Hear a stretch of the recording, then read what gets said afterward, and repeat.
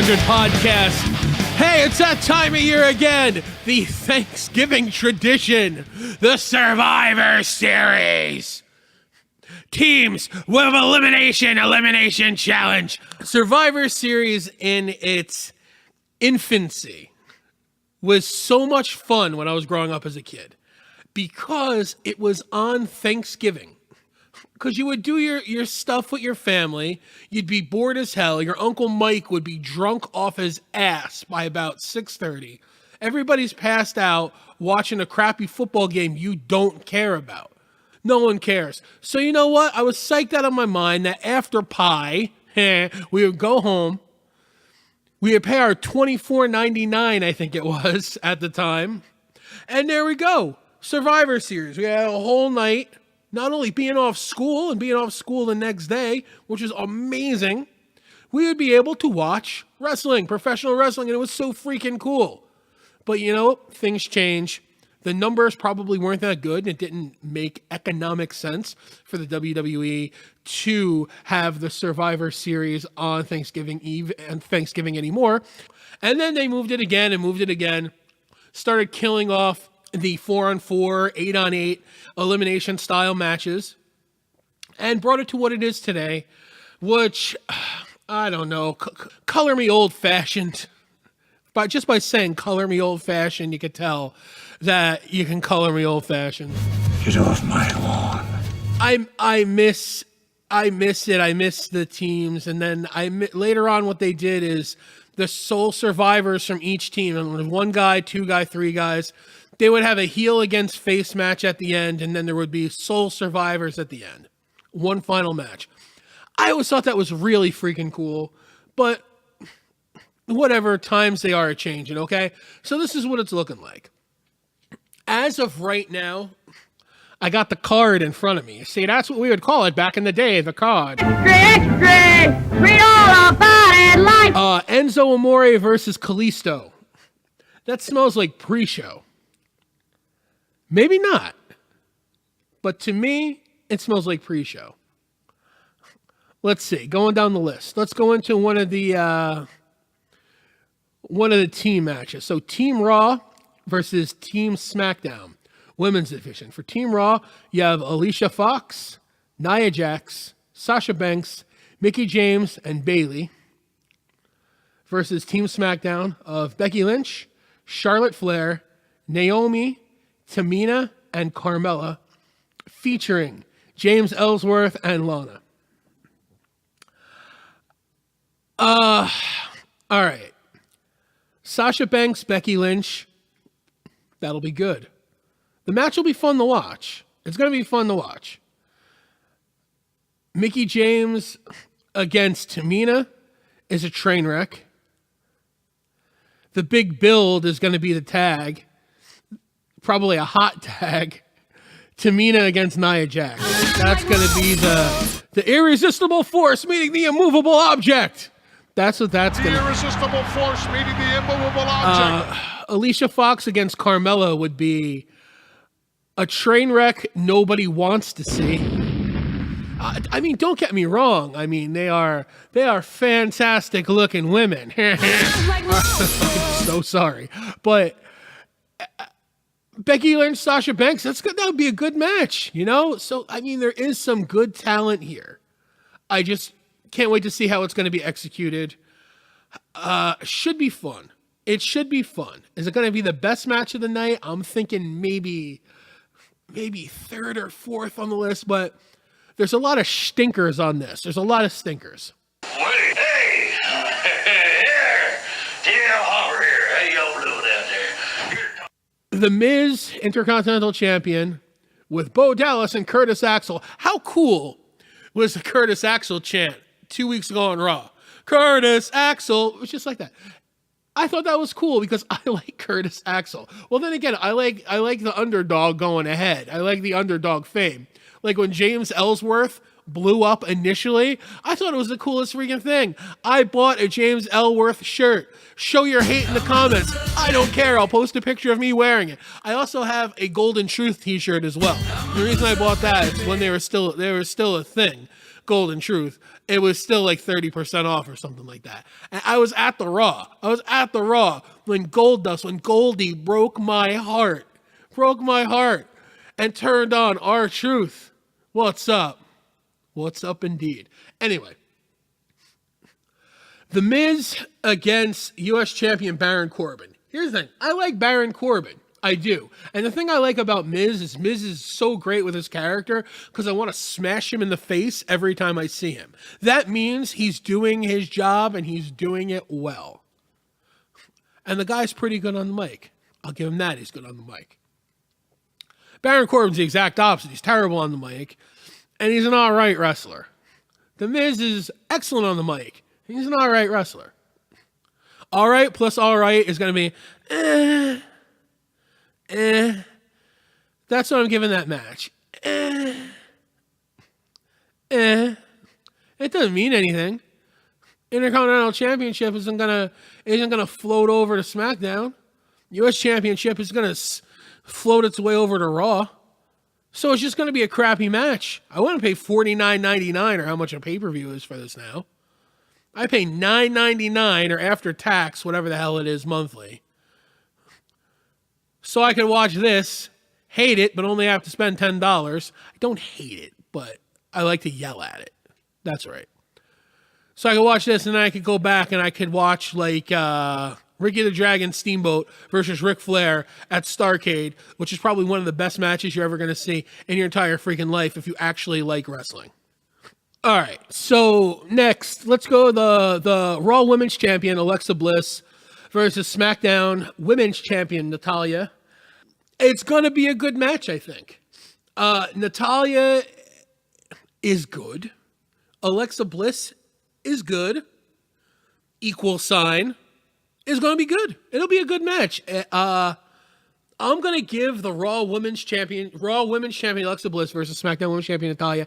I'm going to say that's going to be the third best of the night. I'm going to give it number 3, the Bronze.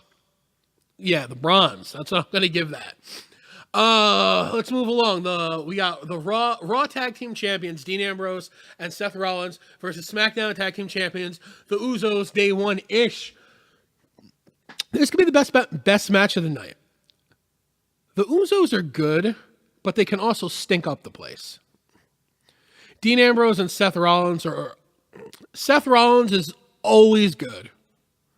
Dean Ambrose is almost always good, but when he's not, you see, it's hard to put them on the same plane because Dean Ambrose, if you were to strip it down and you're going to have Dean Ambrose against Seth Rollins, I don't know what Dean Ambrose's name is off the top of my head, or I was going to do his real name. I think it's John something. John, it's driving me crazy.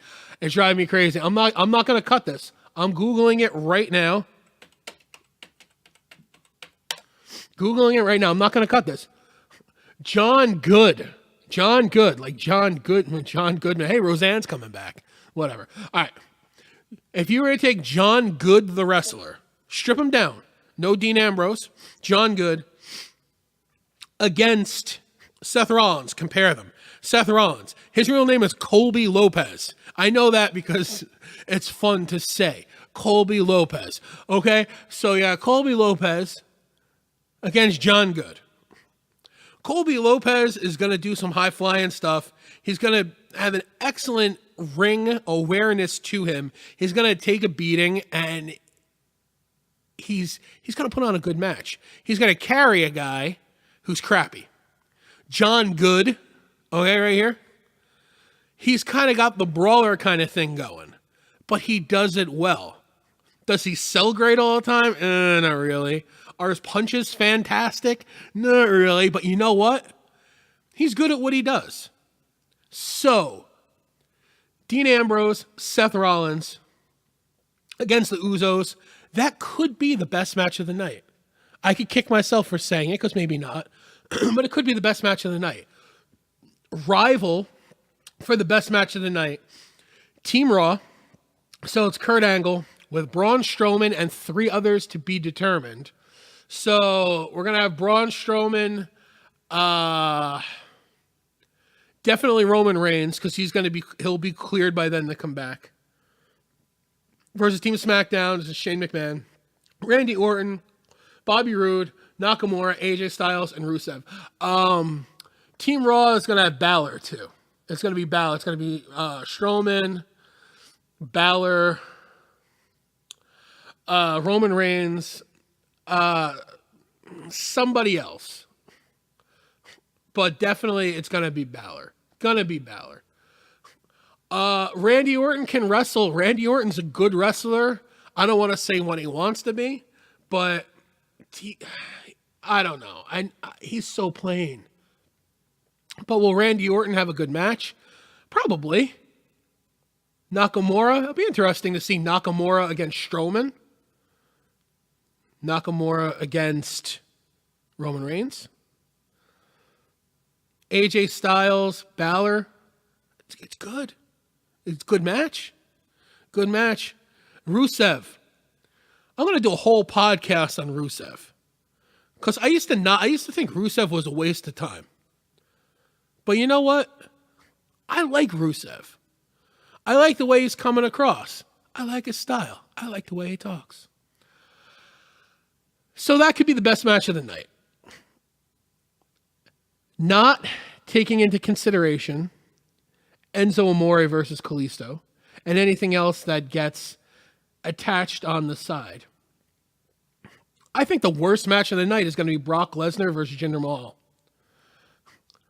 Brock Lesnar, with age, is becoming a worse and worse performer. The people love him. I get it. I don't love him.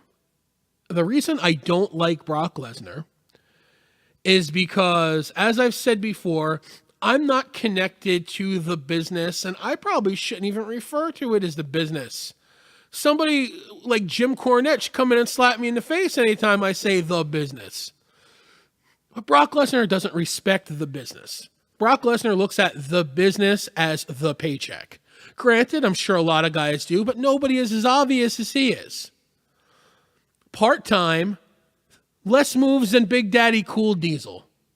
Granted, I think he did break his neck trying to do a moonsault once. Or did. I'm not sure. I don't like Brock Lesnar. It's all just 3 moves, couple of chants, and that's it.